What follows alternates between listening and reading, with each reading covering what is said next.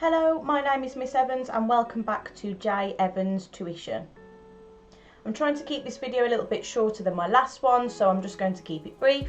However, if you are new here, please do subscribe to my channel and like any of the videos if you do find them useful. Today we are going to be looking at War Photographer by Carol Ann Duffy. This is yet another poem from the AQA Power and Conflict poetry anthology, so please do stay tuned if you are interested in learning more.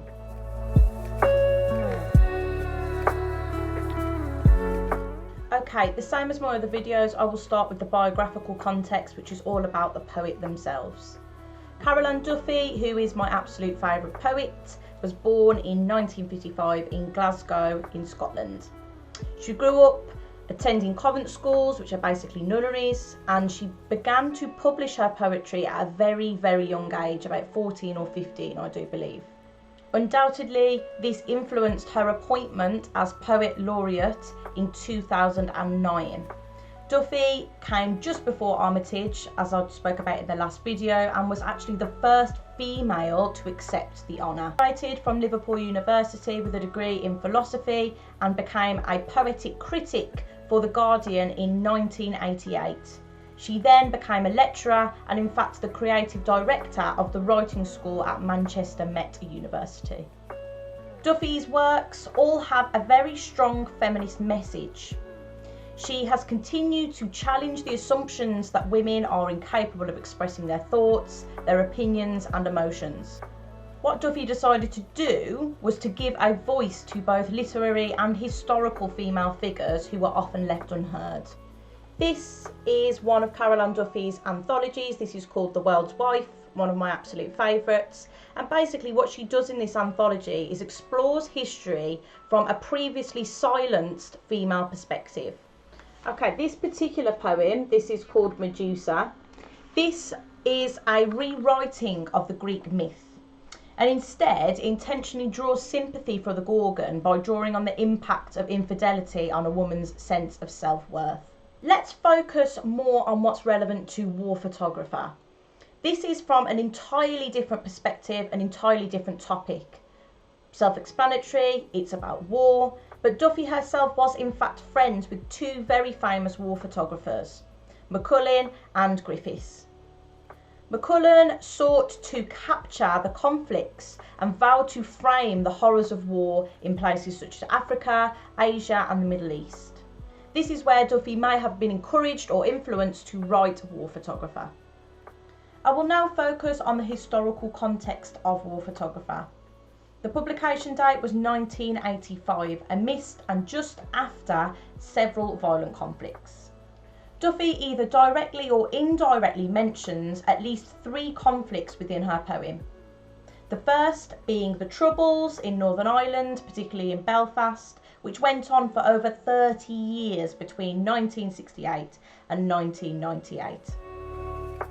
The conflict occurred as a means to end discrimination against a Catholic nationalist minority group who were being overpowered by a Protestant unionist government. The second conflict is the Siege of Beirut, which was a part of the Lebanon War, which began in 1982. The third and final conflict that Duffy mentions is the mass genocide in Phnom Penh in Cambodia in 1975. The Khmer Rouge were an extremist group who wanted a classless society where the country would be ruled and also cultivated by the poorest amongst society. Between 1.5 and 3 million people were killed during this conflict.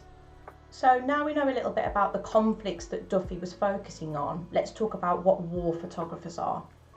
War photographers were photographing on conflict and the effect that it had on society.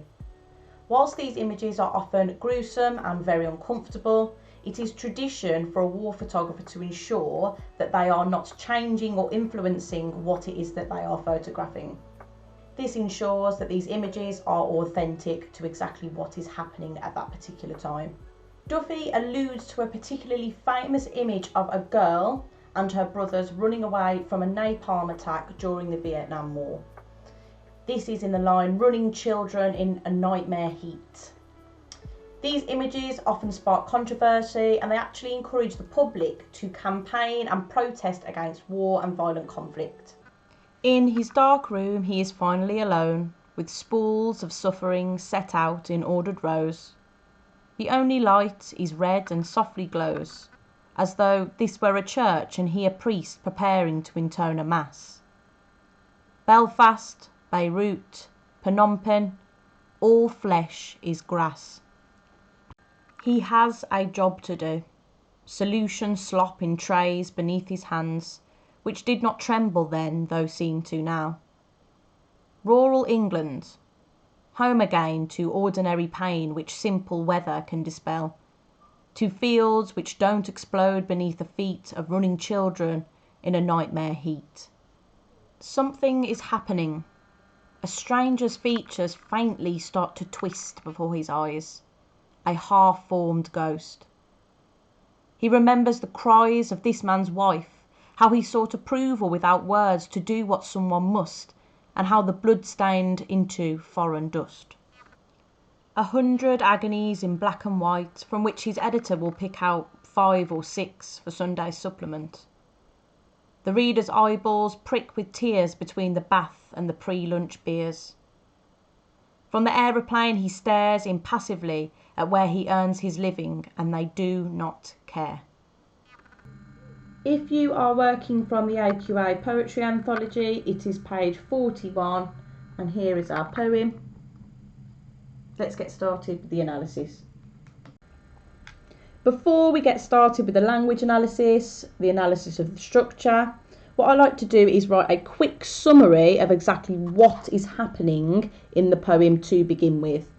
This will further help with our understanding of deeper meaning. If we can comprehend the poem, if we know exactly what is going on, then it will make it much easier for us to analyse. We know that this poem is about a war photographer, but exactly what is happening in this poem? So in stanza 1, he is in a dark room alone, and he is setting out spools of suffering in ordered rows. The spools of suffering is essentially metaphorical, and all it is the images he has taken of particular conflicts. He has brought them home from his jobs, and he is now sorting through them. As we work through to stanza 2, it talks about the fact that he is now trembling, which he was not before. So upon his return from this particular job, we don't know which, it could be any of these 3 that we talked about earlier, he is now starting to suffer. He's starting to feel the impacts of what he has seen. In stanza 3, we can see that suffering is intensified by what could be a hallucination. So a stranger's features faintly start to twist before his eyes. This is the image of a man, a deceased man, a dead man, and he is hallucinating, thinking that this particular image is moving. He then starts to relive the moment that he took this image, and we know that this is a husband, and essentially he has to ask for permission from the wife to take a picture of him. In the final stanza, which is stanza 4, we can see that the war photographer is starting to ponder and question the purpose and morality of his own job. He starts to question whether the readers are actually genuine in their emotive response, and he reflects on the fact that actually they do not care. It's a questioning of how people have become so desensitized to these horrific images. And then at the end here we can see that he's on an aeroplane, so he is returning back to another war zone. So to conclude, essentially this poem explores the difficulties of his occupation as a war photographer. It discusses the challenges faced by those whose job requires them to record terrible events without physically being able to help the subjects. Okay, so at the top here, I'm just going to pop summary, and I will write explores the difficulties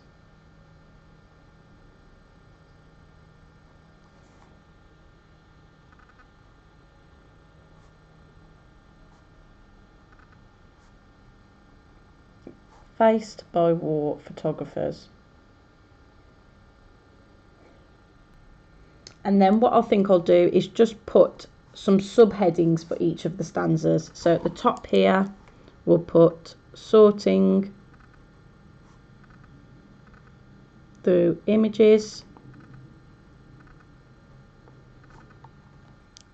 This one will put impacts of last job.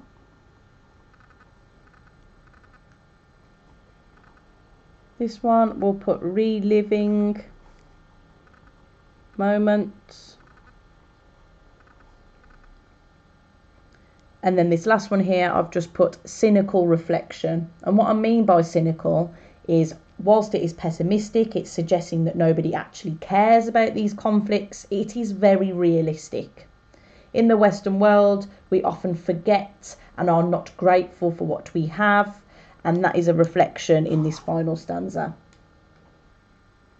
Next up, we are going to make some notes on structure. And how I like to analyse the structure is basically to look at how it appears on the page. The first thing that we can do is count the amount of stanzas. We have 4 stanzas. The structure of the poem itself is very regular, as each of these stanzas have 6 lines. So I'm going to make a note of this at the top.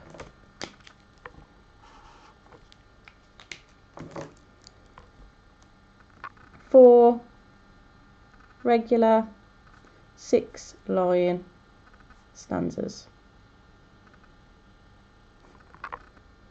Whilst it is good for us to be able to recognise and identify the structure, it's important for us to explore the effect. Why is it that Carol Ann Duffy has decided to put this rigid structure? For me, I feel it is to juxtapose the disorderly and disturbing images described in the poem. So I'm just going to put rigid, order, juxtaposes, that means contrasts, the chaotic, I'll put / disturbing images described. And not only the images, but conflict itself. It's unpredictable, it's never rigid. We could also say that the regularity of this particular poem is reflective of the sense of stagnancy or inability to progress towards something new for this particular war photographer. His life is very much the same. He continues to go back to these conflicts that he feels are unnecessary and continues to do the same thing over and over again. So we'll just pop here, sense of stagnancy or inability to progress. And then we'll just put job in parentheses there. To mirror that image of stagnancy, the structure itself is almost cyclical. And what that means is that it goes round in a big circle. So yes, he is not away at this point, but it does mention these 3 conflicts at the start. We know that he has already been in a war zone and taken images of them. Towards the end, as mentioned earlier, we know that he's back on an aeroplane. So we know that he begins in the conflict, he goes back home, works through the images, and then he is back again. So that is how it becomes a cyclical structure. I'll just add that at the top here.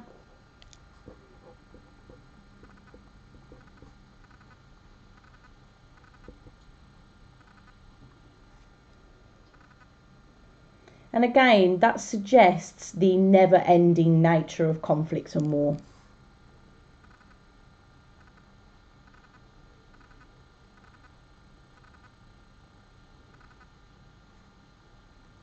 When one war finishes, when one conflict finishes, another begins.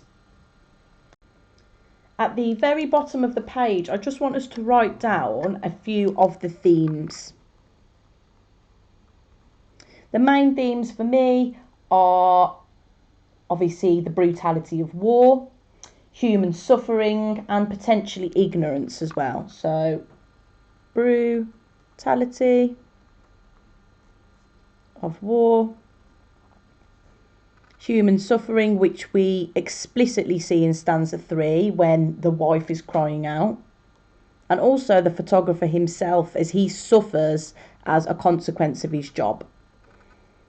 And then ignorance, that links back to stanza 4 here, where he's talking about the ignorance and the lack of compassion that both the readers of particular newspapers who see these images and also the editor of those images. As usual, I will start now annotating the poem itself.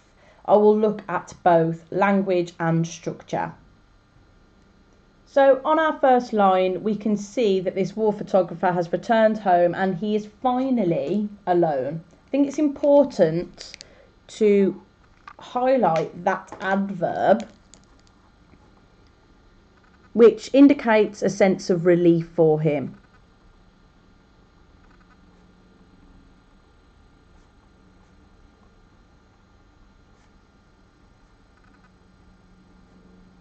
He's relieved because he's home. He's relieved because he feels as though he no longer has to directly see and witness the horrors of war.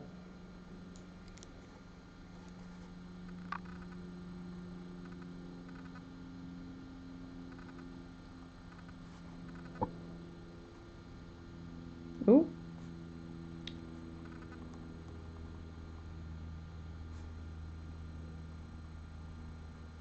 I'm going to put directly there because he still has to see it because he's taken images of it. However, it's not direct.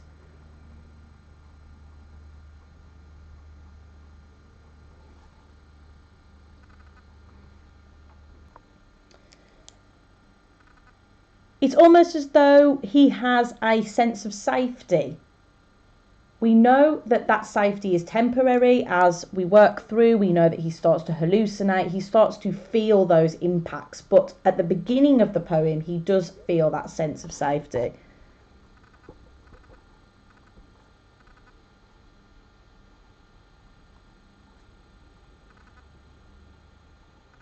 So I've just popped there, sense of safety at home. And then we've got this dual meaning of being alone. He almost finds a sense of peace in his solitude, but it also highlights the isolating nature of the occupation itself.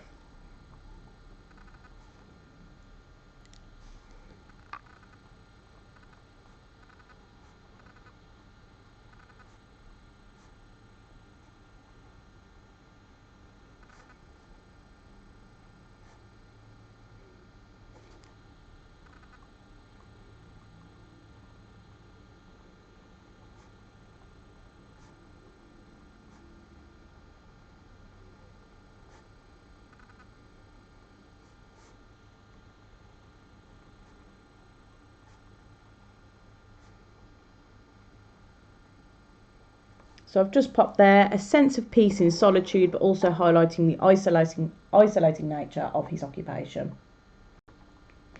In this next part, we've got the spools of suffering set out in ordered rows. So we've got sibilance here, and that is the repetition of the S phoneme, its alliteration with the letter S. And sibilance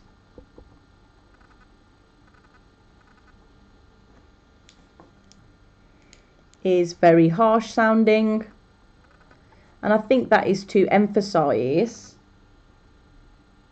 the fact that he is operating in a harsh world.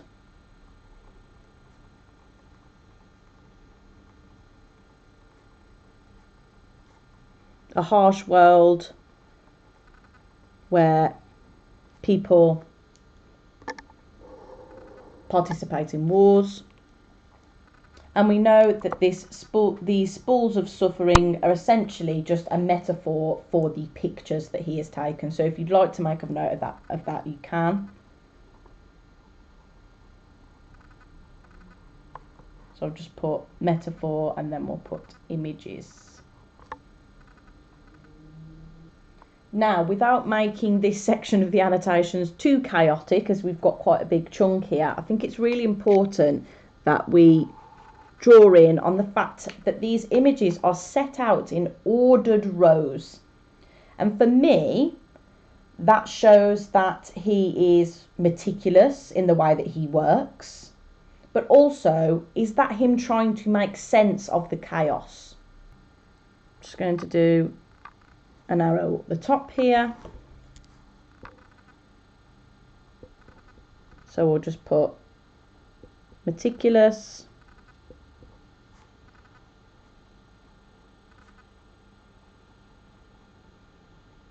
Meticulous in his approach, trying to make sense of the chaos. As we continue, the war photographer is then likened to a priest as though preparing to intone a mass. So this is a simile because we've got as here. I always say to my students, you can identify a simile if there is a comparison using like or as. So, as though this were a church and he a priest.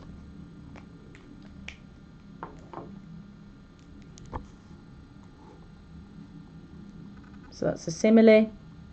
And I think that is just reflecting the seriousness of his job and the fact that actually, even though he is not directly helping the subjects in those images, he is trying to create an impact by taking those photos. He's trying to encourage people to campaign against conflict.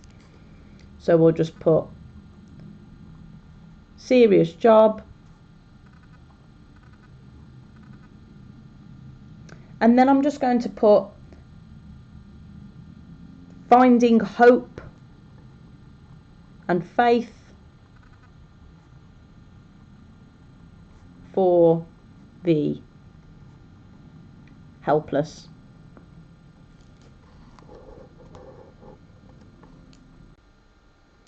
And then we've got these 3 places: Belfast, Beirut and Phnom Penh. These are the 3 conflicts that I was talking about as part of the context earlier on. So we've got the Troubles in Belfast. We've got the siege of Beirut, which was part of the Lebanon War.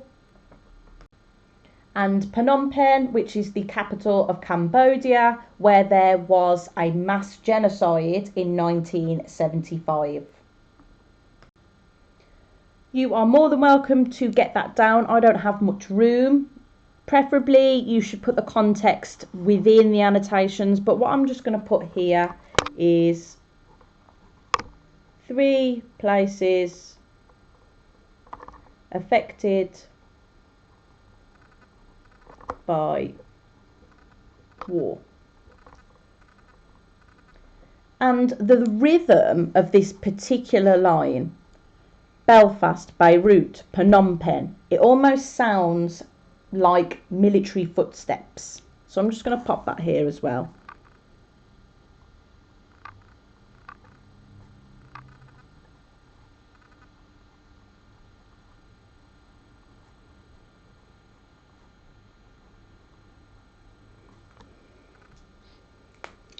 Hopefully you have used the room more effectively than I have. I'm just going to colour coordinate this particular part and then pop a little key here. And basically, all flesh is grass is a biblical reference, and it is from the Old Testament book of Isaiah. And basically, the direct translation, the meaning of it is human life is limited. So we'll just pop biblical reference,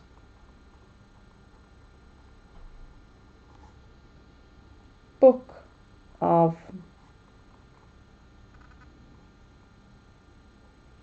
Isaiah, and then we'll just put human life is limited. And I think by popping that on the very end of this line with these 3 places affected by war and conflict, I think it's showing that theme of human suffering and that actually life is impermanent. It will end at some point. A very pessimistic image, but a true one. Okay, so we're moving on to the second stanza now, and I just want to highlight this first sentence. He has a job to do. That is a short sentence, but it's also a truncated sentence, and what that means is that it is cut short. There's another one of these in the third stanza. I'll just put those together. And basically it just creates anticipation and tension for the reader. So I'll do a quick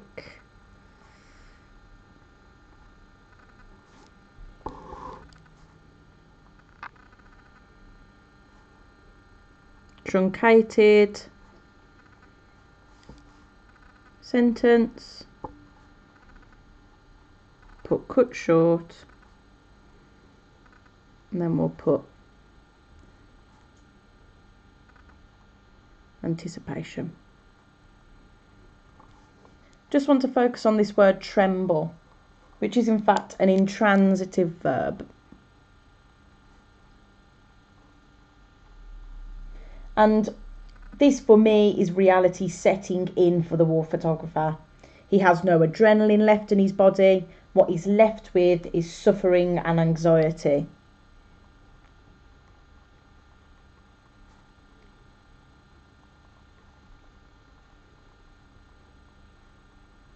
So reality and anxiety sets in. And then we've got this adjective ordinary. It's talking about the fact that he's back home, rural England, home again to ordinary pain. And that adjective is basically just there to highlight the fact that first world issues are not particularly of any importance in comparison.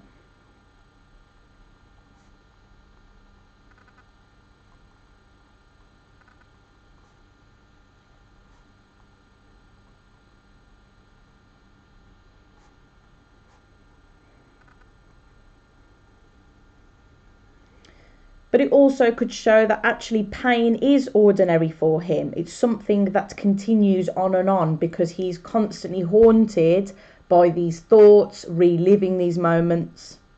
I'll just move that across so you can see. So I've put adjective, first world issues, not important in comparison. And then we'll put pain is normal for him. And then it talks about fields which don't explode beneath the feet of running children in a nightmare heat. And that is very visual. It uses emotive language because it's talking about children. We know that children are associated with innocence. They should not be inflicted with these pains. But also it is a contextual link to the napalm attack, the image that I spoke about earlier as part of the context, so we can get that down.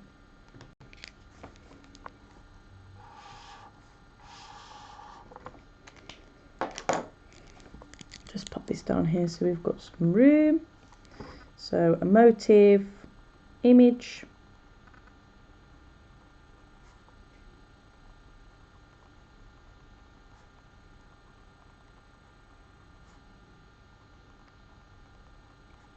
Napalm attack photo link, and then you can add a little bit more information if you want to as well. And then we'll put the innocent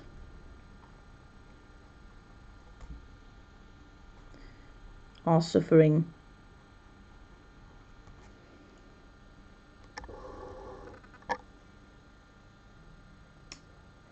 We are now going to move on to stanza 3. We've talked about this truncated sentence. Again, that does show anticipation. It creates tension for the reader. Something is happening. And what happens here is hallucinations. So we'll just pop a note there.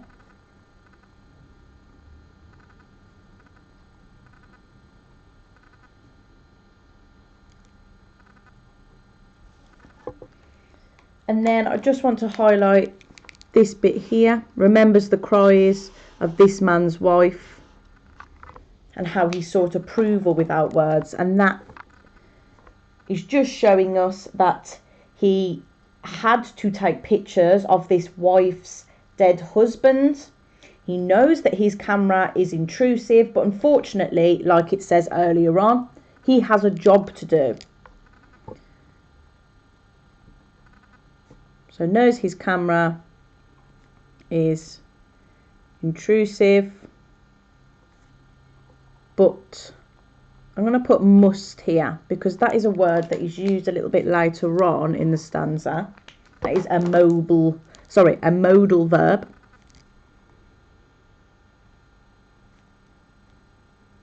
And it's this idea that actually he feels like he has no choice in the matter. Yes, it's an occupation. Yes, he could change that occupation, but he knows that he needs to do this in order to make a change.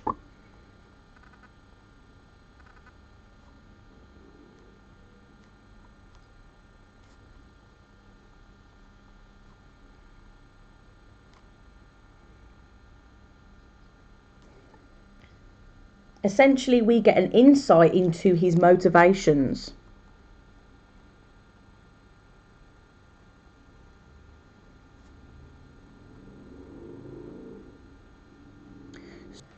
Some people might think that war photographers or conflict photographers are heartless, they don't show compassion, but the reality is that they are doing it for a purpose, and that is essentially to help people. In order to survive and to gain that desired outcome that he so desperately wants, he has to distance himself. In this final stanza, we have got the dual setting of both the water photographer's office and then the flight to another war zone. So we'll pop that down here. Dual setting, office and flight to another .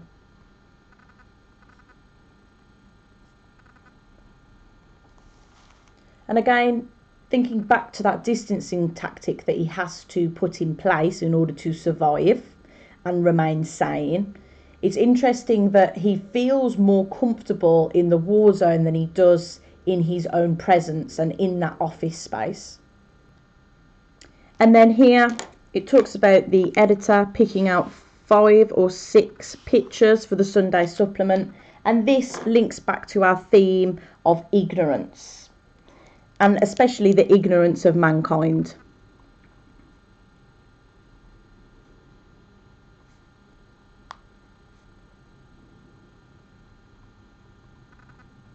Again, another link back to the idea that the Western world are not aware of true suffering, essentially. In terms of conflict, there are obviously other things that can change that.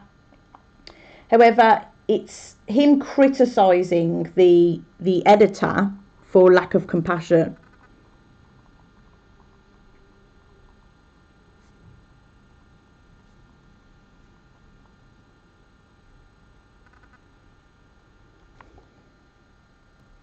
And it's this idea of it going in Sunday's supplement that feels very distasteful.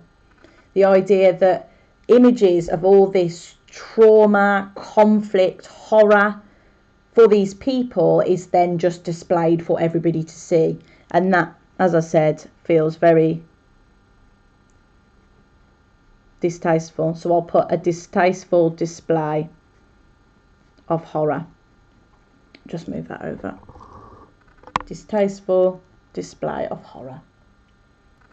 He then goes on to talk about the readers of this Sunday supplement, and he talks about the fact that their eyeballs prick with tears. So initially they have an emotive response, but then it says it's in between the bath and pre-lunch beers.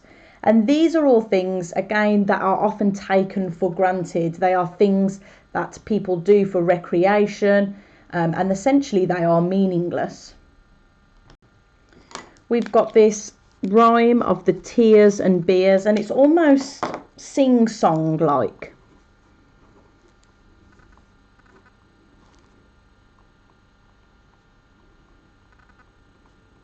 So I'll just put their sing-song rhyme. And I feel like that's focusing on the frivolous, sort of careless, ignorant attitude and nature of the readers.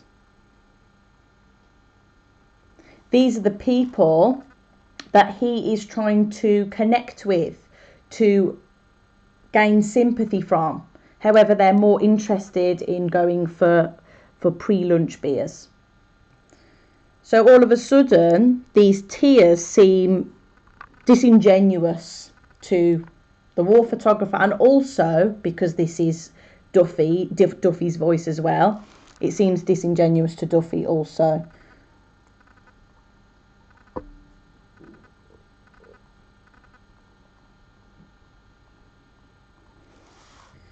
And then again at the end here, this statement, they do not care. And I feel like this really shows that cynical, matter-of-fact tone that is prevalent throughout the poem. So just put one here.